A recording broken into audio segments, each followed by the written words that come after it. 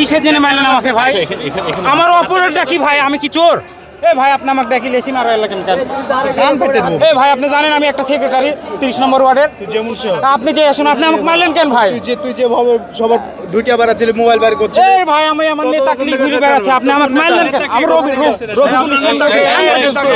রবি ভাই কোনো ছিল? আচ্ছা বাড়ি করতে দেখি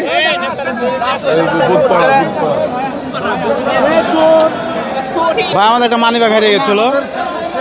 ওকে সন্ধ্যাজনক আমরা মানে ভিড় ছিল আপনার দেখছি, ফলো করতে করতে দেখছি যে মানুষ আপনার পকেটে হাত ভরতে যাবে, ওই সময় আমরা ধরেছি। আমাদের একটা মানি ব্যাগ হারিয়ে গেছে। ওকে না না না, উনি আমার সাথে আসেনি। আমাদের মানি ব্যাগ 12,000 টাকা ছিল, লাইসেন্স ছিল।